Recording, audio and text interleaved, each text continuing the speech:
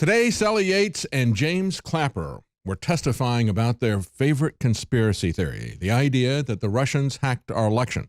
We'll talk more about that and revelations of actually political surveillance that exceeds anything that we have seen or have seen exposed publicly is beginning to come to light. But first, we see that Obama warned President Trump against hiring General Flynn as National Security Advisor.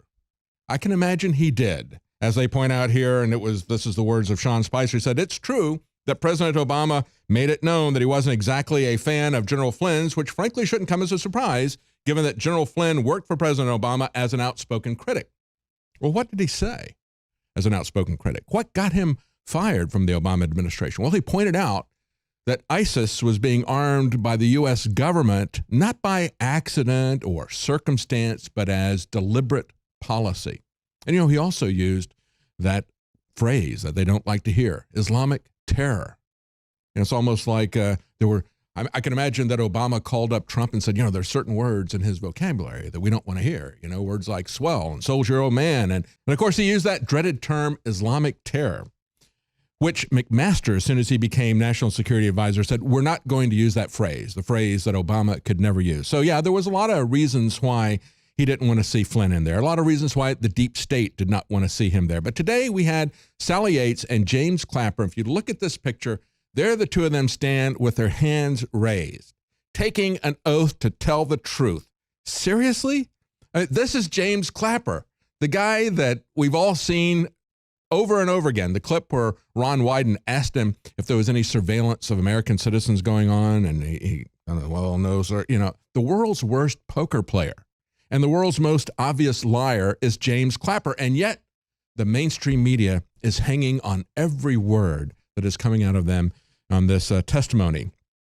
As UPI is pointing out, Flynn's discussions with Russian Ambassador Sergei Kislyak last year is what's on the table here. And if that is what they're talking about with the election being hacked, maybe somebody should point out to them those phone conversations, those particular ones, happened post-election. They say these were the efforts by a foreign adversary to interfere with and undermine our democratic process, said Yates at the hearing. Well, again, it was post-election. And we saw that Lindsey Graham said, would you tell me if you have any evidence of this? And she said, my answer to that question would require me to reveal classified information. So she can't predict any evidence here nearly a year after they've been investigating this, quote unquote. No evidence, simply allegations and innuendo. That's what we're seeing with the Democrats' favorite conspiracy theory. She said, I would like to make it clear that just because I can't answer it, you should not draw from that assumption that means that the answer is yes. There we go. So she says, just because I can't say that I have evidence or don't have any evidence, you shouldn't draw a conclusion from that there was evidence of collusion. Do you understand that? So they're still going to imply that there was collusion, even though she's kind of pouring water on that idea. But if we look at the headline from ABC News, they say that this is nothing at all political from Sally Yates. This was simply her effort to make sure that the vice president knew that Flynn's information was false, even though she won't tell us what that information was or any evidence that he was colluding with the Russians after the election.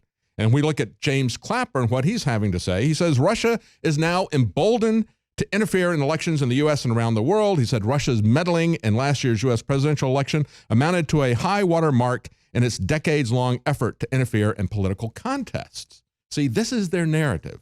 They don't offer any proof. As a matter of fact, they've been busted by Vault 7. Vault 7 exposed their so-called proof that this was something that was done by the Russians. They said, we saw that it was done on a Cyrillic keyboard. We saw that this came from Russia and so forth. We know they can route things anywhere they want. And based on the documents we saw from Vault 7, we saw they had tools to not only hack into our private lives, but tools to make it look like these documents came from any of their usual suspects, whether it was Iran or Russia or North Korea, you name it. Okay, they're going to make it look like it came from somebody else. We have a situation here where James Clapper, who has absolutely no credibility, is the one that is being talked about by the mainstream media, and they're ignoring everything that WikiLeaks told us about what was going on with this. They start with the assumption that this was the Russians doing this, and this is the assumption, if you listen to Yates and you listen to Clapper, everything there is based on the assumption that the Russians did it, that they are unbiased, people who are standing in the gap to tell us the truth. And yet if we go back and we look at an article going back to February 15th, I think Robert Barnes at Law News made some very interesting points about Sally Yates at that point in time. He said Sally Yates should be investigated for her possible role in Watergate-style surveillance. He says, as an attorney with prior professional experience dealing with Sally Yates, I can imagine no one better who needs to be put under investigation than herself. Sally Yates knew about surveillance being conducted against potential members of the Trump administration and disclosed that information to others. Even Richard Nixon didn't use government agencies themselves to do his black bag surveillance operations. According to published reports, someone was eavesdropping and recording the conversations of Michael Flynn while Sally Yates was at the Department of Justice. She knew about this eavesdropping. She listened in herself, Pelicano style, reported what she heard to others. And that's precisely what Donald Trump was saying today. He says, if you're going to have hearings and you're going to have Sally Yates testify, he tweeted out this morning, ask Sally Yates under oath if she knows how classified information got into newspapers soon after she explained it to the White House counsel. That is the question that needs to be asked.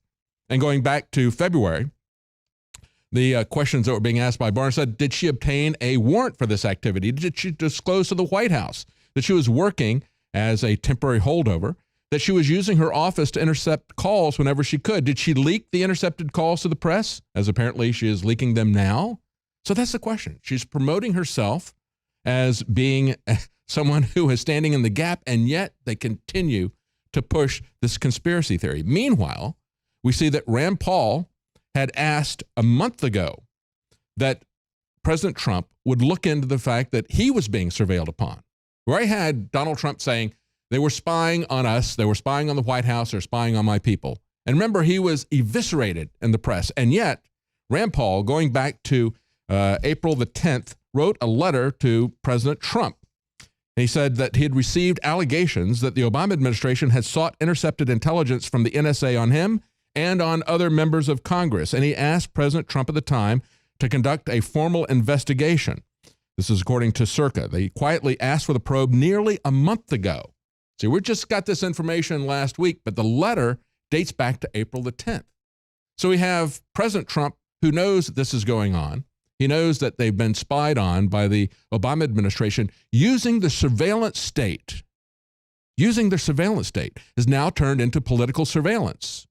And in this letter, Rand Paul said, an anonymous source recently alleged to me that my name, as well as the names of other members of Congress, were unmasked, queried, or both in intelligence reports of intercepts during the prior administration. He said, I ask your administration to promptly investigate whether my name or the names of other members of Congress or individuals of our staffs or our campaigns were included in queries or searches of databases of the intelligence community, or if their identities were unmasked. If they were unmasked, because this is nothing other than using the massive surveillance state as a tool of political intrigue. This is far beyond anything that was ever done in Watergate. Meanwhile, we have FBI Director Comey debunking the idea that Huma Abedin's excuse for the Clinton emails appearing on Anthony Weiner's laptop. Remember back in November, she said she was absolutely surprised. This is what Huma Abedin's lawyer said. She said she only learned the first time on Friday from press reports of the possibility that a laptop belonging to Mr. Weiner could contain emails of hers. Actually, they weren't emails of hers. They were above top secret emails. Politico further quoted a source familiar with her account saying Abedin told colleagues she was taken aback when she learned that emails had been found on her husband's laptop.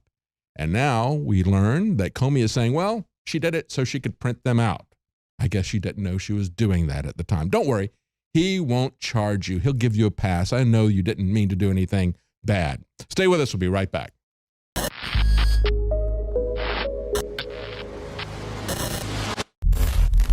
The reason InfoWars Life has 5-star ratings on major third-party sites is because I want products I'm going to use for my family. I take this, my family takes this, and then it funds the operation with the most hardcore, truthful information you're going to find anywhere. So what you find in our news is the same thing you find in our products at InfoWarsLife.com. If I ever forget to take them, I have a noticeable difference. I don't feel good. The nascent iodine is one of the ones that was life-changing for me. Yeah, I actually have just run out of my super female. I had a few 2 bottles at my house, and I've been taking it again, hitting the gym once again. Very exciting, feeling great, looking good. So, and I know my hair is luxurious once again. So obviously the Super Female is amazing. I love it. Nascent iodine is essential. Survival Shield X2. If there's one product that I would say is life-changing that I would suggest, it's Nascent iodine Survival Shield X2. It's got a 5-star rating. It's a win-win.